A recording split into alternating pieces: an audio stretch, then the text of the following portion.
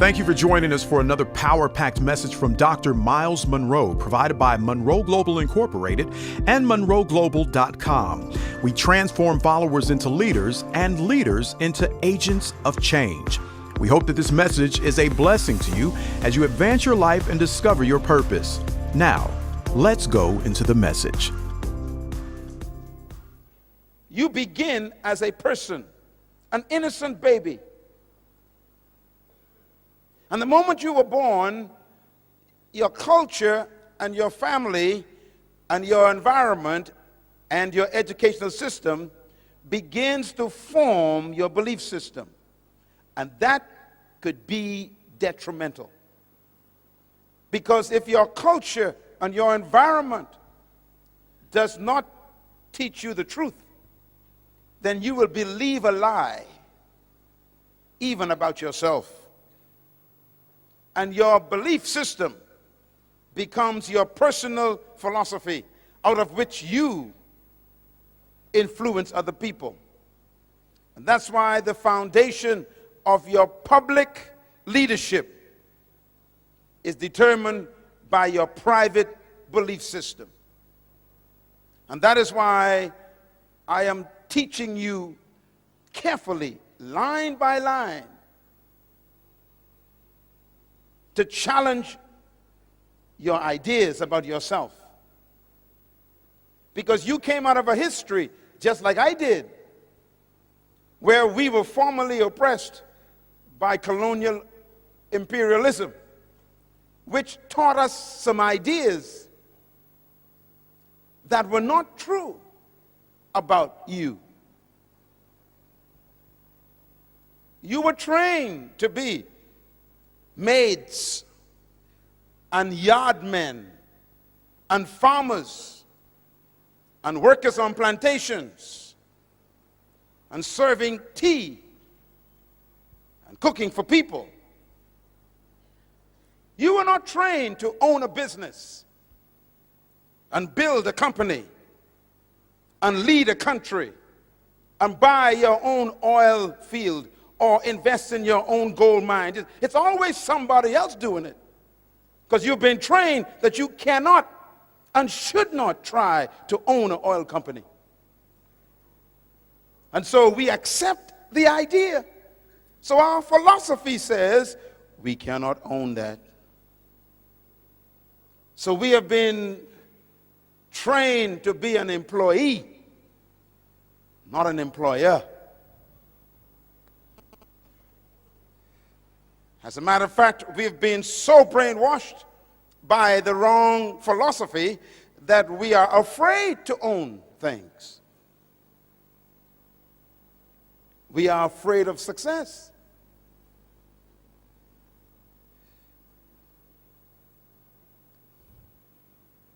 Even the religion we were taught reinforced our lack of self-belief. You know what you were taught for the last 100 years in religion. Your doctrine came from another country. Your belief system was imported by people who owned your forefathers. And they taught us songs to sing, didn't they? Songs like, I got a shoe, you got a shoe. All of God's people got a shoe. When I get to heaven, I'll put on my shoe. I'll walk all over God's heaven. Interesting song. So the enslaved, oppressed person sang that song. And they sang it to the master, the oppressor. They said to the master, I got a shoe and you got a shoe. Both of us are God's people. We got shoes. You wear yours now, I'll wear mine in heaven. That's a dumb song. But we sang that in churches and believed it. And even had the spirit on it. I got a shoe. That's a dumb song.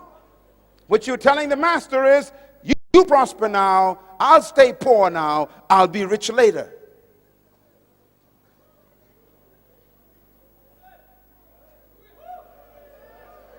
Something's wrong with that philosophy.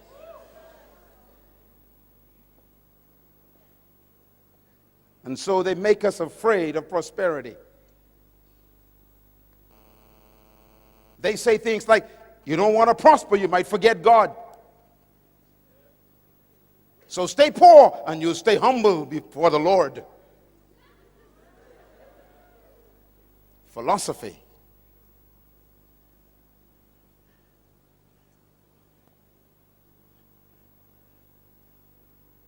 As a man thinks, so he leads. So the pastor who comes out of that philosophy preaches to his people. Stay away from politics. Stay away from money. Stay away from power. Stay away from influence.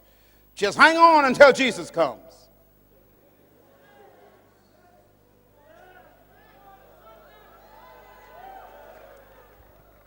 And that is what we preach.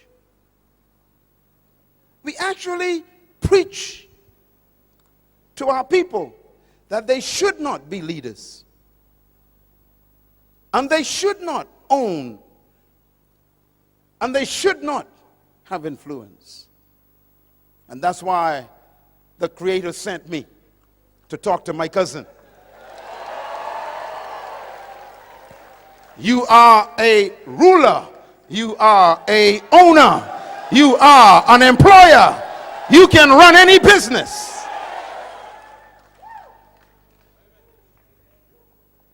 But you got to change your belief system. Let me show you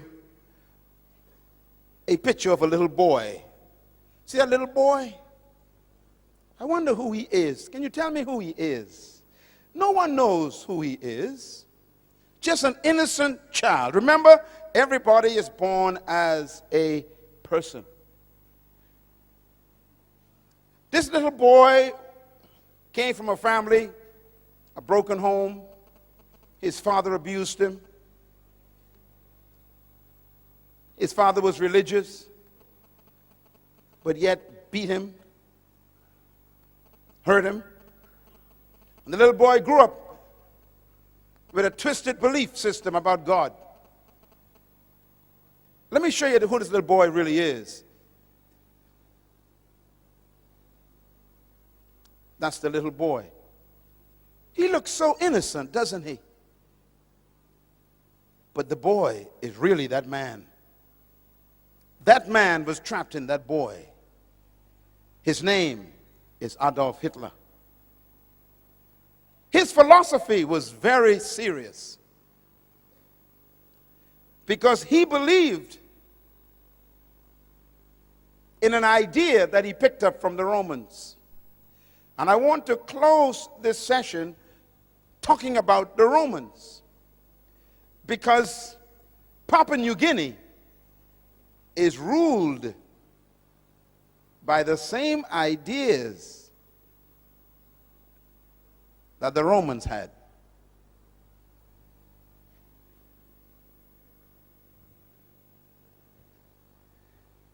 Hitler believed that he was born and chosen by God to restore the Roman Empire. He believed that. He believed that he was created and born to bring back the glory of Rome, and therefore he had to subdue all of Europe because Rome ruled the whole world from Africa all the way to England. Rome was the most powerful empire and kingdom in history. Rome was the first kingdom to colonize the whole world. No kingdom has ever arisen to be greater than Rome. Rome was the most successful colonization process in history. Rome ruled the whole known world of Europe. And Hitler believed that he was born to restore the glory of Rome. He called it Mein Kampf.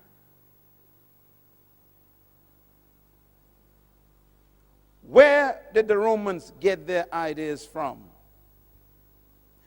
And this is important to think about leadership. The Romans conquered the Greeks. The Greeks were the ones who invented the philosophy of leadership that control our world today. Please listen to me carefully. Because Jesus was born under the Roman Empire in a Roman colony controlled by Greek ideas.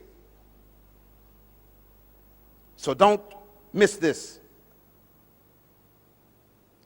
The Greeks were the most influential philosophers in modern history. The Greeks were the ones who invented the ideas that control the world right now. As a matter of fact, the Roman Empire adopted the Greek philosophy when they invaded Greece. The Romans were so powerful that they conquered Greece and destroyed the Greek Empire, but they did not destroy the Greek libraries. The Romans are smart people. They took the Greek libraries and they adopted the Greek ideas and philosophy of leadership. And so the Romans became Greeks in thinking, but Romans in military power. I want to give you quickly why this is important to you in Papua New Guinea. Because Papua New Guinea is a product of the Romans. And Papua New Guinea was ruled by Greek ideas. And that's why we are having difficulty right now with the mentality of the Papua New Guinea people. So you have to listen carefully what I'm going to say. I'm going to talk about your future and your past. The Greeks believed certain things about humanity and about leadership. The Romans adopted them, and the Europeans used them, and they colonized Papua New Guinea. And they used the same ideas of the Greeks to control Papua New Guinea. Papua New Guinea is a very young country. You are still battling with Greek ideas. I'm going to prove it to you. Because every colonization process carried the Greek idea and subdued the people. What did the Greeks believe that's important to you? Write them down. Number one, the Greeks believed that leadership was a product of natural endowment. Very important words. The Greeks believed that leadership was a product of natural endowment. What does this mean? Some of you know about the Greek philosophers who changed the history of the world. Let me give you a few of their names. Plato, very powerful Greek thinker. Aristotle, very powerful Greek philosopher. Socrates, a very powerful Greek thinker. These are the kinds of thinkers who gave their ideas that control the world today. I always tell people that the world is ruled by dead men.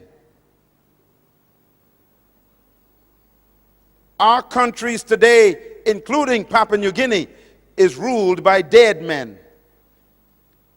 How? Because they left their ideas with us.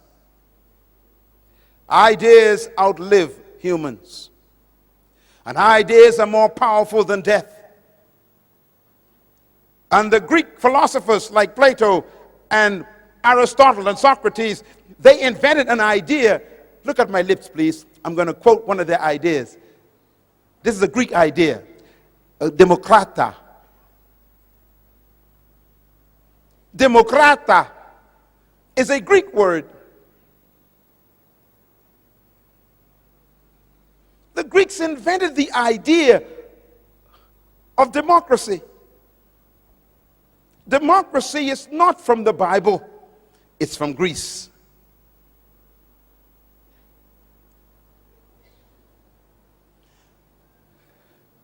The Greeks developed the idea of what they call politis. Politis is a Greek word. It means chief citizen. Politis. It's where we get our word politician from. It's a Greek idea. What's a politician? A politician, the Greek says, is a person that the people give their authority to and make them chief citizens over them. It's a Greek idea. It's when people give their power to one person and tell that person to lead them and to rule them. It's called the power of the people given to a chief citizen called a politis. Listen carefully, please. Jesus Christ was born under that policy.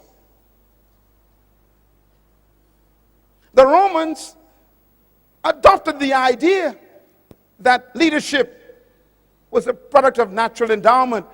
What do they mean by that? The Greeks believe that some people were born naturally endowed with certain distinguishing factors that made them superior to others.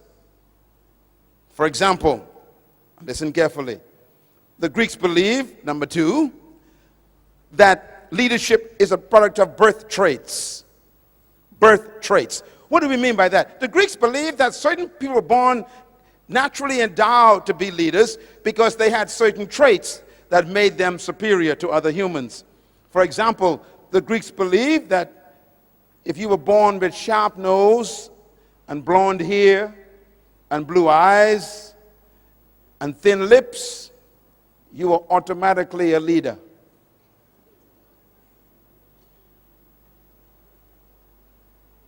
You can read this on the internet if you want to. It's all there. The Greeks believed that if you were born with fair skin, that means if your skin was light, fair, and you had sharp nose and blue eyes,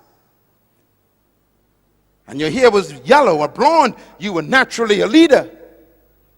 You were chosen by the gods to be a leader. Now you know if that's true, there's no hope for me. I got a big nose. My eyes are brown. My skin is dark. And my hair ain't blonde. So the Greek says if you were born without sharp nose and light skin and blue eyes and blonde hair, then you were automatically a slave. The Greeks believed that. The Romans adopted it. And so there's no hope for you being a leader. You got the wrong skin, the wrong nose, the wrong eyes, and the wrong hair. Follow me? The Greeks also believed that leadership was a product of providence. Very important word, providence. Providence is referring to the gods. The Greeks believed in many different gods. And the Greeks believed that if the gods chose you to be a leader, then you were automatically superior to everyone else. If the gods did not choose you to be a leader, then you were automatically a slave and a follower for the rest of your life. In other words, the gods choose leaders. Well, think about it. So if you were born with dark skin and brown eyes and a big nose and thick lips, then the gods chose you to be a slave. That's what they taught. That's what they believed. That was their philosophy. The Romans adopted that philosophy. Let me give you one more the Greeks believed. The Greeks also believed that leadership is a product of charismatic personality. The word charismatic is a Greek word. It's the word charisma. Do you know what it means? It means gifts of the gods. Charisma, gifts of the gods. Charisma means the gifts that the God gave a person, which means they were very confident and they were very extroverted and they had a light personality and they were talkative and they were communicative and they had extroverted attitudes. They were exuberant. The Greeks say that was the gifts of the gods. So if you were quiet and timid and not extroverted, then the Greek says you are a slave. And this is why when the Romans conquered the Greeks and adopted this idea, they told the slaves, you must be seen but not heard. And I only supposed to see you when I need you, and you never speak.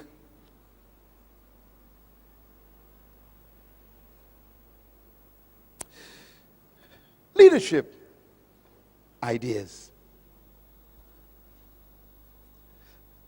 And finally, they believed that leadership was reserved for an elite group of people who were destined to be leaders in the world, and the rest of us were destined to be followers. I'm trying to teach you something that's very serious, because the Romans adopted these ideas and made them their culture. The Romans conquered all of Europe, from Africa to Scotland. They conquered the whole of Europe, and they implemented their ideas. So when they met people who were not like them, who didn't have blonde hair or light skin or sharp nose or blue eyes, then they automatically considered them subhumans. The Romans used the word for themselves. They said, we are superior, chosen by the gods. They called themselves the Aryan race.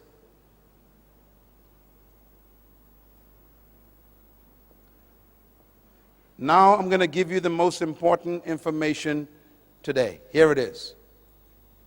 The Roman Empire ruled the entire known world, from Africa to Great Britain. The most powerful kingdom on earth under Caesar. They believed that they were chosen by the gods to rule the world. They believed they were handpicked by the gods with certain traits to dominate the world. They believed that they were superior to all other races. And that was in the Roman mentality.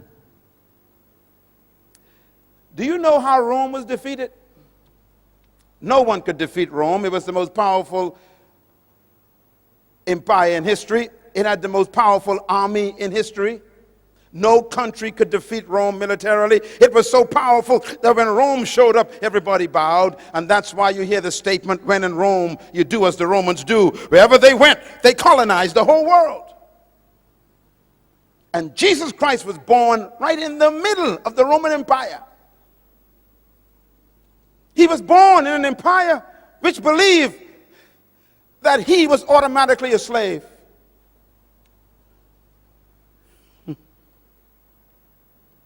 And that's why they treated the Jewish people through whom he came as dogs. Jesus Christ was born in a colony just like me. He was born subjugated by a powerful colonial power called Rome, just like you. He was taught that he was born to be a second-class citizen. He was taught that he was born to be subjected. He was taught that if some soldier in the Roman Empire asked you to take your cloak off and give it to them, you had to give them your clothes if they were cold.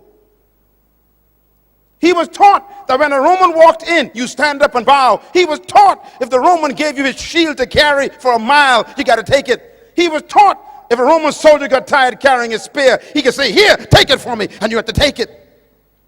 He was taught that he was not a leader, he was a slave.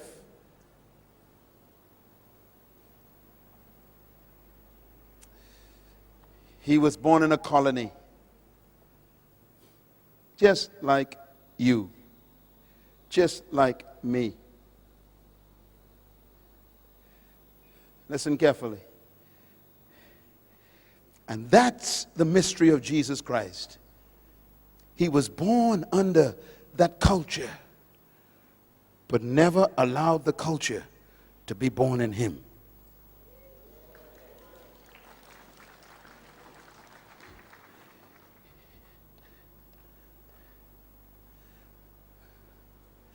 Let me explain Papua New Guinea. When the Roman Empire was defeated, it was not defeated by an army. It was defeated by what destroys most countries. The Roman Empire was destroyed by immorality. As a matter of fact, history teaches that the Roman Empire was destroyed by the loins of their leaders. Your loins are right here. Their sexual life destroyed them. They died from the inside. They decayed from immorality. 14 Caesars, 12 were homosexuals. They slept with boys, not women. They fell in love with their lust to the point where they became so immoral that they began to have men marrying men. It's as old as 2,000 years ago. They were destroyed by their lusts of the flesh. When a country begins to embrace immorality, their demise is on the way. When a country begins to sanction immoral acts that God condemned, don't worry about that country. They are dying. No matter how powerful your guns and military weapons are, if your morality becomes a cancer, your weapons become useless. And Rome died in the bedroom. And so the Roman Empire fell apart. It broke up through strife. Look at me, please. This is important. When the Roman Empire fell apart, it broke up into small little kingdoms. It used to be one kingdom, but now it became many kingdoms. Let me name some of the kingdoms that the Roman Empire became. There was a kingdom called Franco. We call it France today. That was a Roman kingdom. The second kingdom was Spanian. We call it Spain today. It's a Roman kingdom. Another kingdom was called Portugal. We call it Portugal today. It was a Roman kingdom. Another kingdom that came from the Roman Empire was Anglo-Britannia. Anglo-Britannia. Great Britain is a Roman kingdom.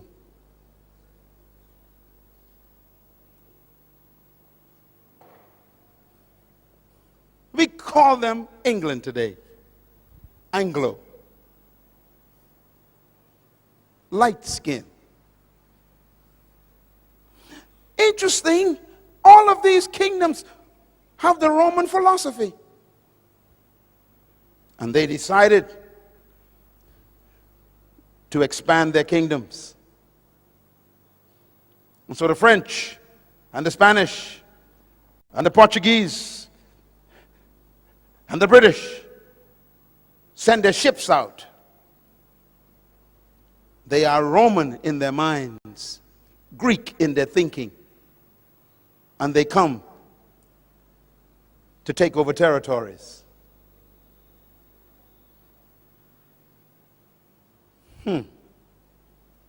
So they began to invade islands and continents. They came to the Caribbean. They came to Africa. They came to Central America. They went out to South America. And then they came to the Pacific.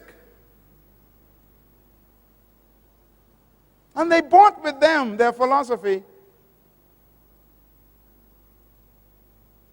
What's their philosophy? Greek. What does the Greek teach?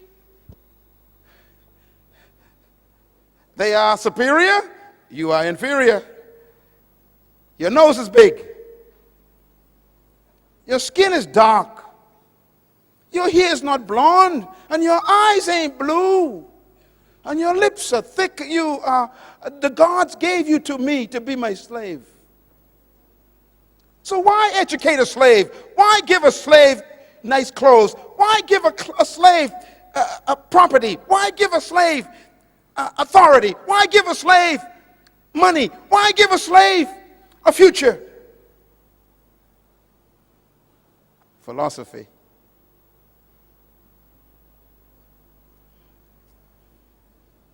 And so is the story of colonization. It's easy to sell a slave.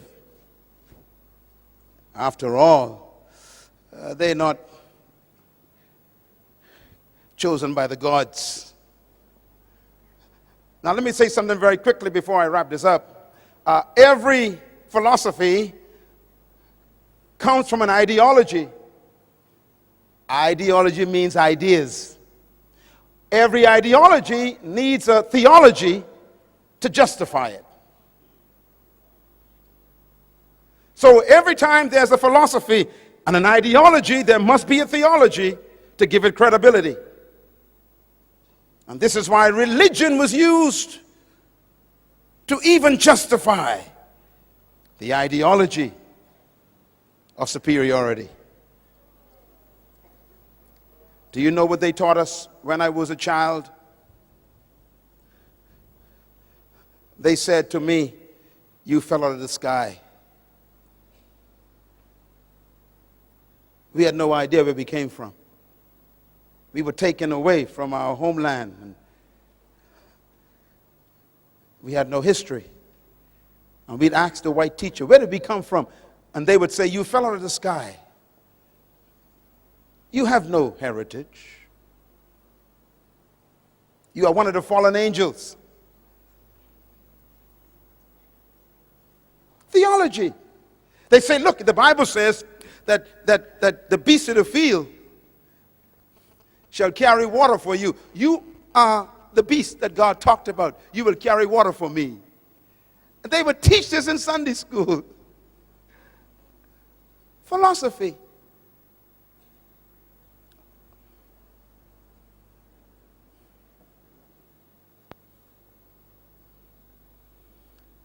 And here we are now, still under Democrat. 200 years of conviction that you are not equal to others. 200 years of miseducation that you cannot think sophisticatedly. 200 years of believing that others with certain traits are much more superior and more intelligent and better than you. Philosophy. And so they say, you must be quiet. You cannot speak much. You're not supposed to express your ideas. You keep your thoughts to yourself. Just make tea. You're not supposed to speak up when you see something going wrong. How dare you? You're not smart enough to see what is wrong.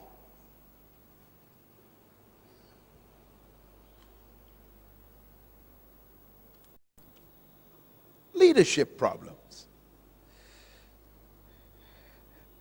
Here's the biggest one. Since you were chosen by the gods to be followers, why waste my time on you, training you to be leaders?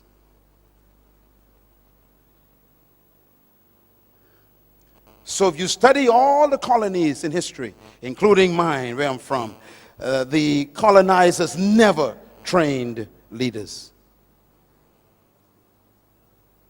And what's amazing is when they finally abandon and leave you, they expect you to fail. And that's why they leave. They always say, well, of course, there are more of you than us, so we're going to get out of here in case you kill us.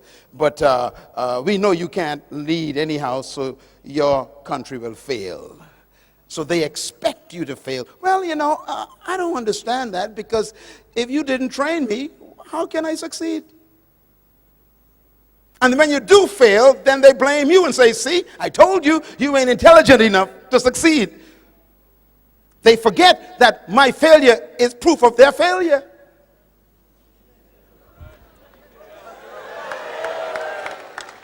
And that's why this leadership training series is important.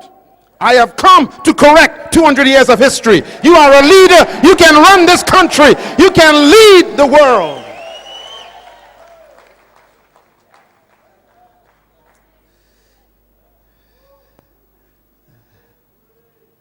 Take a deep breath. Tell your neighbor, I was born to lead. Clap.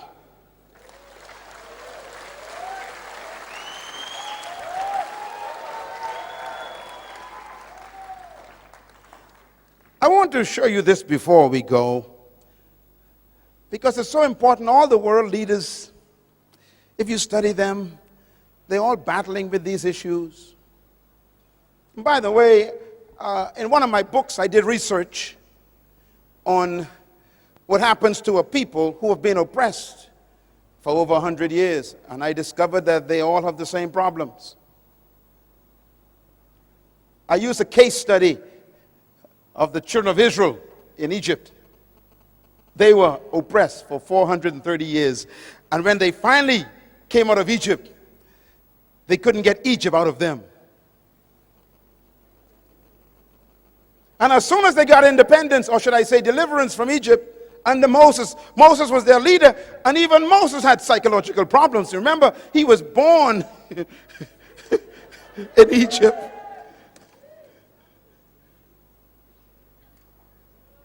But you'll remember that when they came out of Egypt, they didn't go into freedom. They was just delivered. Don't confuse deliverance with freedom. Papua New Guinea is not free yet. You are simply delivered. You are in the desert.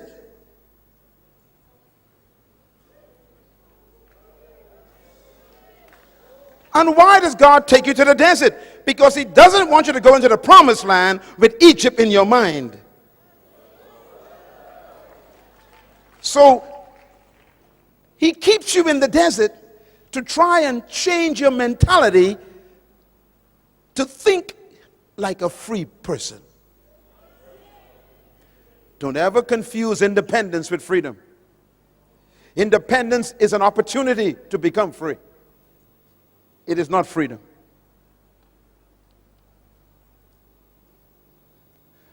They were delivered from Egypt.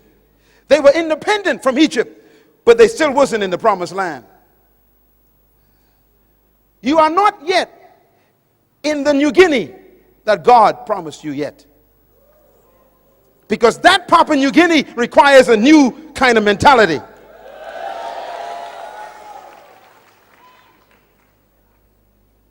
One day, my wife and I went to Egypt to visit. And we were in Israel for 10 days. And we caught our flight from Israel to Egypt. I will never forget my experience. We took off from Tel Aviv. And before I could fix my seatbelt, the announcement came over the PA system. Please prepare for landing. I became confused. We just took off and we were landing. Now I thought that Egypt was far away from Israel.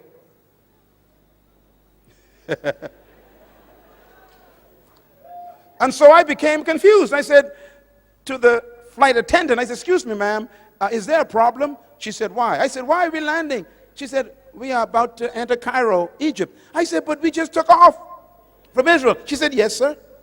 I said, but we didn't fly. She said, I know. I said, we're landing. She said, yes, we're landing. I said, wait a minute. It's only been 20 minutes. She says, yes. I said, wait a minute, lady. I was in Israel. That's Canaan, the promised land. And in 20 minutes, I'm in Egypt. She said, yes. I became confused. I started calculating. Let's see. 40 years.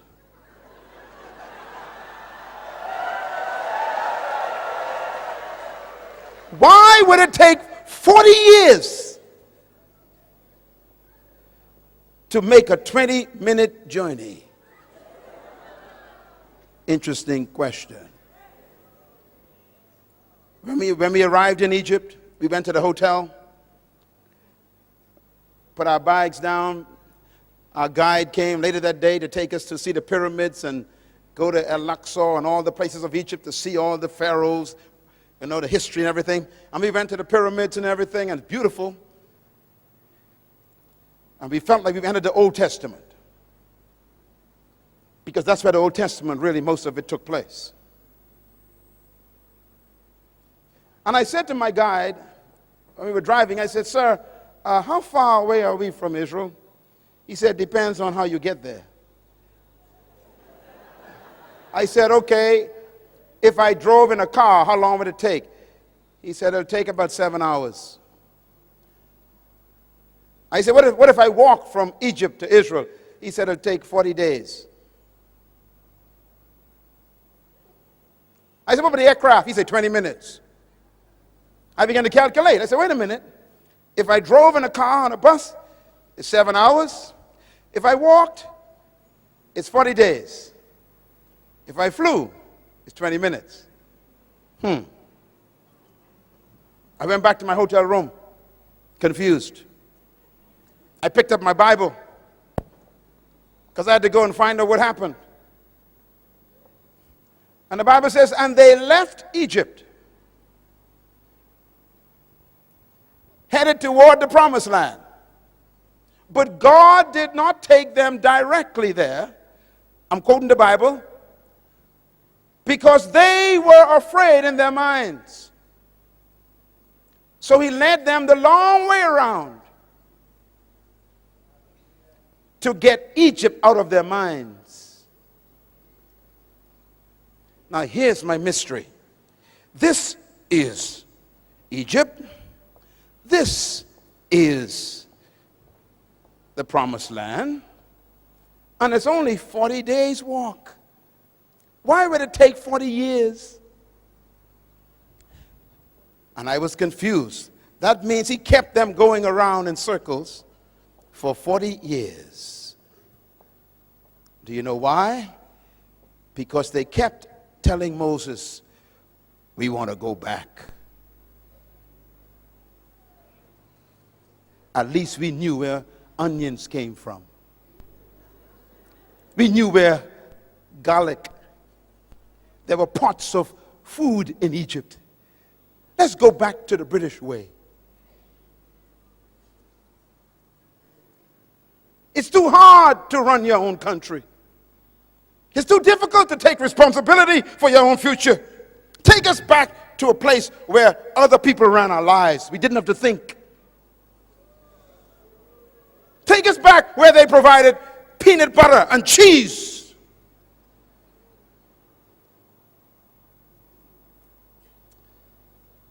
And God says, none of you will enter the promised land because you don't want to get rid of the Egypt thinking. So he led them for 30 years. Do you know why? Because 40 years is a generation. That means he kept them going in circles until he got what they were carrying. They were carrying the next generation. Joshua was not born in Egypt. He was born in the wilderness. Caleb was not born in Egypt. He was born in the wilderness. There are some people in this room who cannot make it to the promised land of the new Papua New Guinea. Why? They still want to go back. I'm not talking to you. I'm talking to the one right behind you.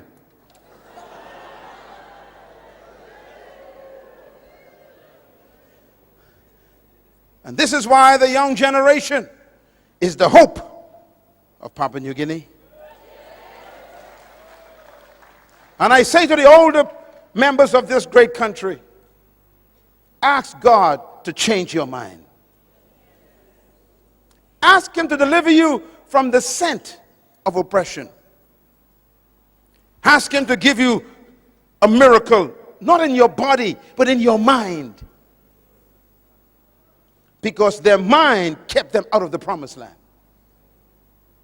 It's amazing. God healed their body, but never took them to the promised land. He fed them food, but never took them to the promised land. He kept their clothes for 40 years, but never took them to the promised land. In other words, God will preserve you until he gets what you want from you, and then he'll kill you.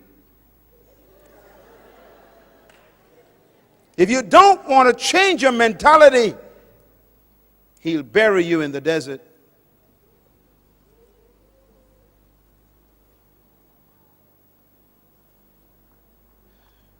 Moses never made it. Not even Moses made it. How close are you to the true Papua New Guinea? Can you see it? You know, 2 hours ago, I was sitting with your Prime Minister. We spent almost an hour together today. And I asked him a question 3 times. Same question. I said, Mr. Prime Minister, what is your vision for Papua New Guinea? What do you see as the new Papua New Guinea?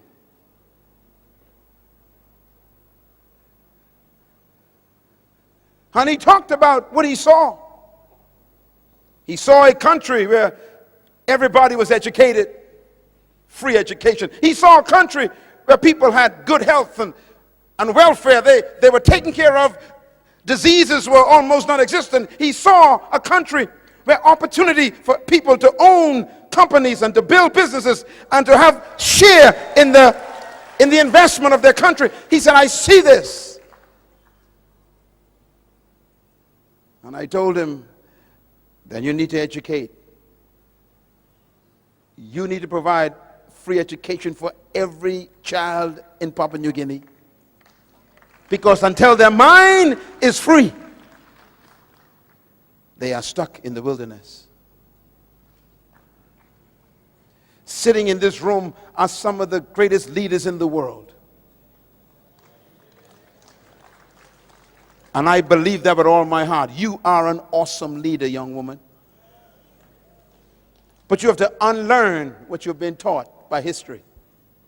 You must be free from the Greek mentality and the Roman ideology. You must be set free from the spirit of colonization. And believe that you can govern this country effectively by God's help. I beg you today to be delivered from Greek philosophy, because I too was a victim. Now let me close with how I got delivered. You want to know how I got delivered? Traditional leadership teaches that leadership is controlling and imposing your will on people. That is not true leadership. Secular leadership says that leadership is management of people. Leadership means you are superior to the followers. They teach that leadership means that you are served by your followers. They teach that leadership is measured by how many people serve you. This is not leadership.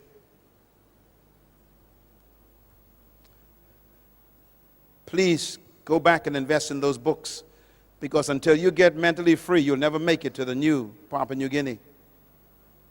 The promised land is a beautiful one. I'm afraid for this country.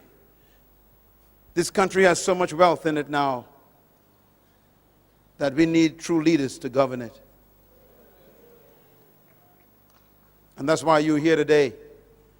Maybe God is preparing you to go into political life, to govern this country in the fear of God, intellectually stimulated by the truth about yourself, where you do not harm people for your own private ambition.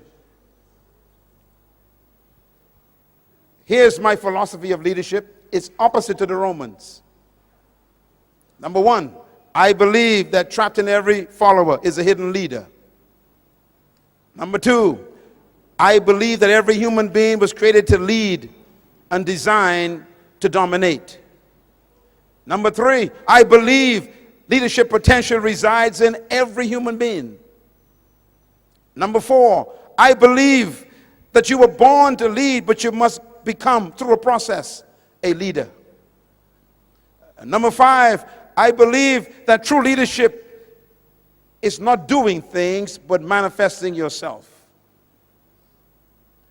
I believe with all my heart that the purpose for true leadership is not to maintain followers, but to produce other leaders. I believe these things as my philosophy. And that is why I travel around the world to come here to wake up the sleeping leader on the inside of you. My philosophy helps me set people free, not oppress people. My philosophy helps me believe in your equality, not your inferiority. Where did I get my philosophy from? I got it from the one who created all humanity. And here's the bottom line. Genesis chapter 1, verse 26. It says, and God said, let us make man, how? In our own image and in our likeness. Why? To let them have dominion over the fish and the birds and the animals and the trees and over all the earth and all that creeps upon the ground. Why did God create you? To have dominion. He didn't say let some of them have dominion. He said let all of them be dominators. Tell your neighbor, I'm a dominator by creation. Say it loud, I was born to dominate. Shout it loud, I was born to dominate. Tell your neighbor, I'm a dominator by birth. Tell your neighbor, I was designed to dominate. Come on, say it loud, I was born to dominate. God said, let them have dominion over the earth. So the purpose for your creation is dominion. And therefore, dominion is the most important word to you. Verse 27 says, so God created man in his own image. Watch this. Male and female created he them. And God blessed them and said unto them, have dominion. That means male and female are equal before God, and they are both dominators. Clap your hands anyhow.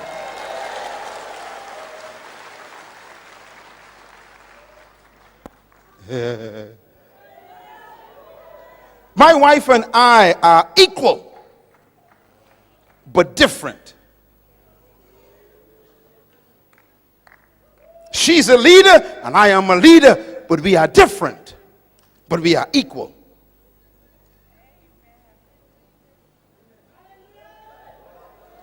Male and female created he them.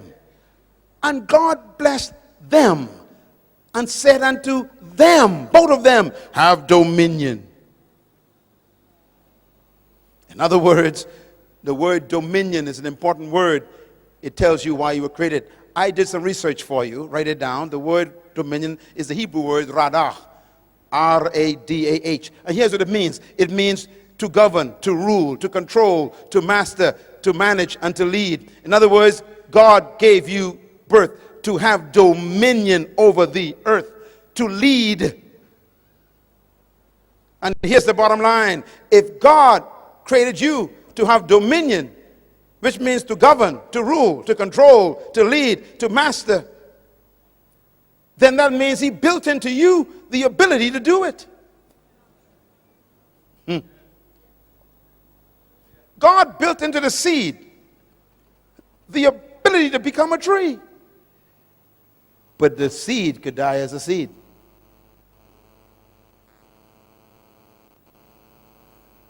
Because it's in the wrong environment.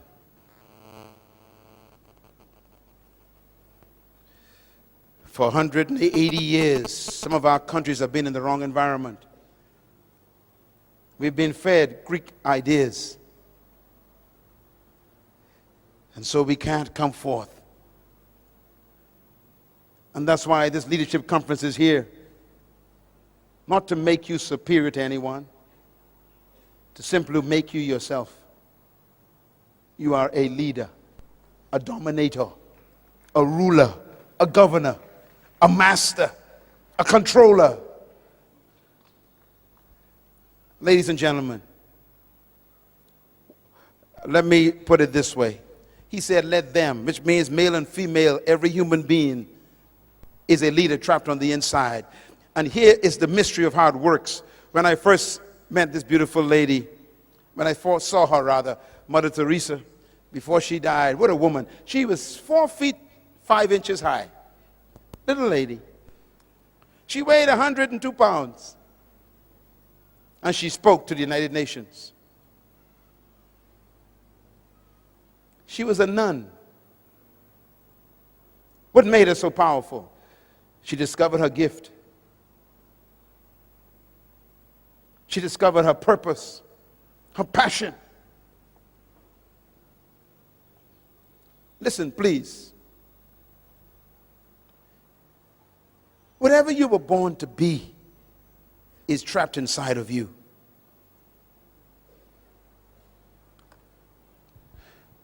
If you notice what God did,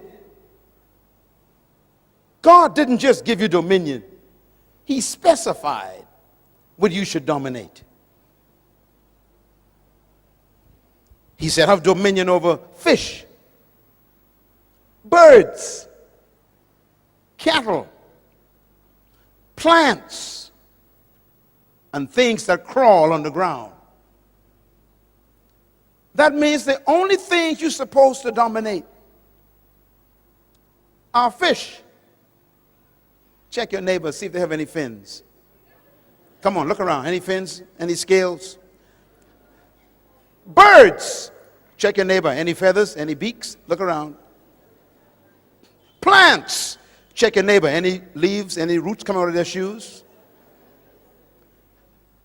Things that crawl. Check your neighbor. Do they crawl on the ground on all fours? No.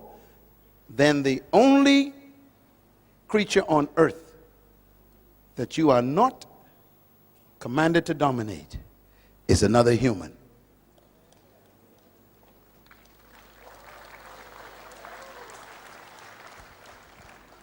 And that is why, in order for slavery to work, they must reduce you from being a human.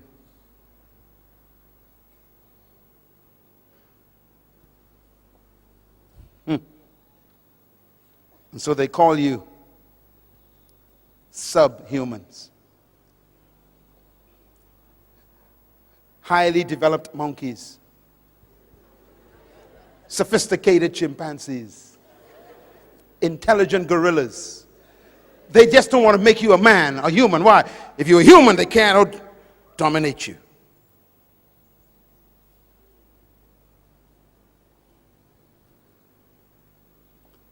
So any attempt to control, master, rule, or dominate another human is completely ungodly.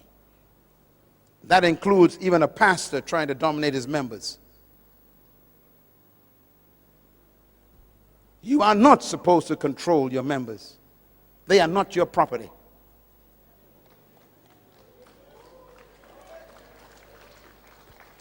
You are not to control and own anyone in your company.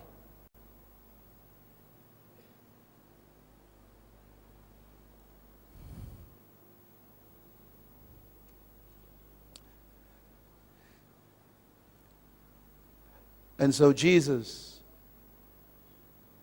was living in a colony ruled by people who oppressed and dominated humans. His disciples, which means students, he was trying to change their thinking, just like we're doing today. And one day they were sitting down just like this, and he heard them talking to each other. And they were arguing, which one of us is the greatest? They must have been from Papua New Guinea. Always want to know who's in charge. Fighting over positions.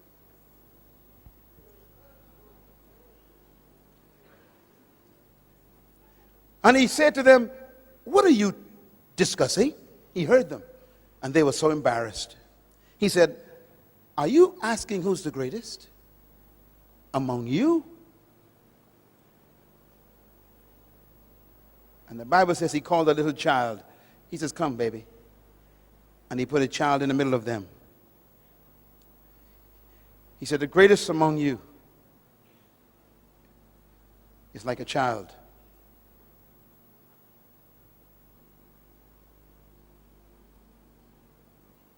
A child never desires power.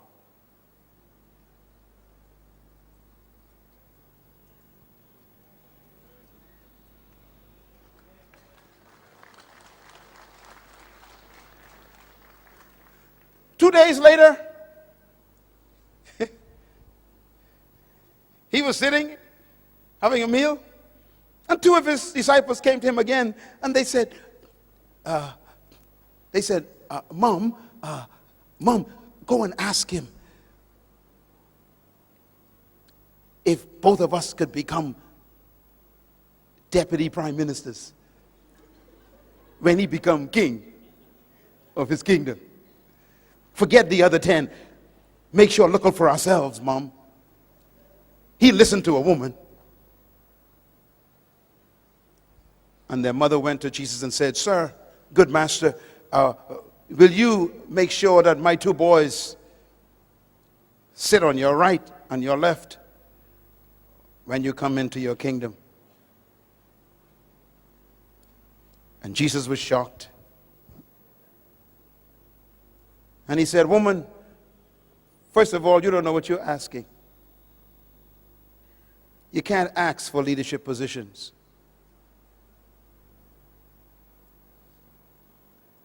He said, secondly, you shouldn't try to be like other people because you couldn't drink the cup they drink. The word cup means price. You couldn't pay the price for their position. Never be jealous of someone because you don't know what it cost them to get where they are. Can you drink the cup they drink? Leaders don't become jealous of other people's positions.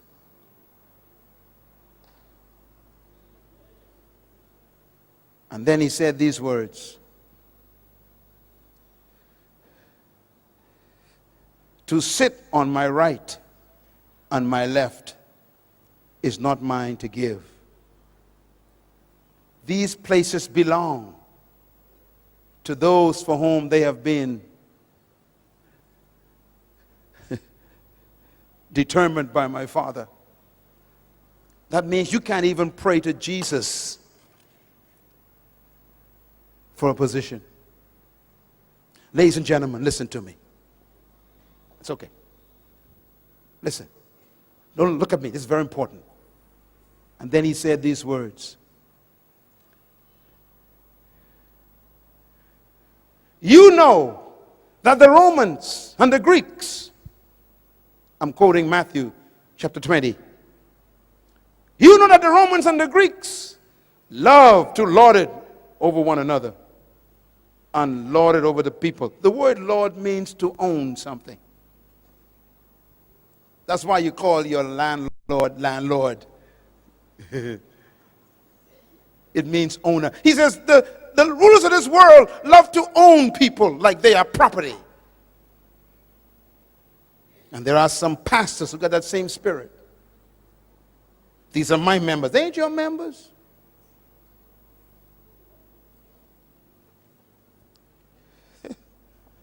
The Apostle Peter says, pastors, do not lord it over God's flock. The same word Jesus used for the Romans.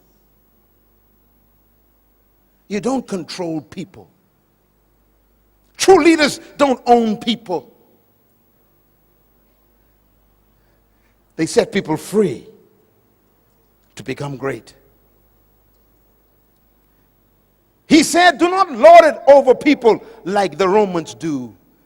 And then he says these words, it shall not be like that among you.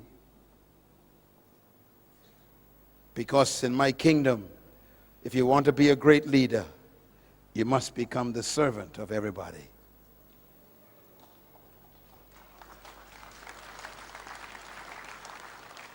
And that means true leaders serve their gift to everybody. It doesn't mean to become a subservient. It means to serve yourself to your generation, to give your gift to humanity. I'm doing that right now. This is my gift. My gift is training third world leaders. This is my gift. What is your gift? Because your gift is your area of leadership. And that's why great leaders never seek followers. They seek to serve themselves to their generation. He ends the seminar with this statement. He says, just like the Son of Man did not come to be served, but to serve himself, a ransom for many. Thank you once again for listening to this message, as we hope that it has been a blessing to you. Our goal is to show you new paths and opportunities so that you can discover your purpose. It is your love, support, and partnership that makes Munroe Global possible. Please visit us online at www.munroeglobal.com for more product, partnership, or to join us at one of our live events around the world.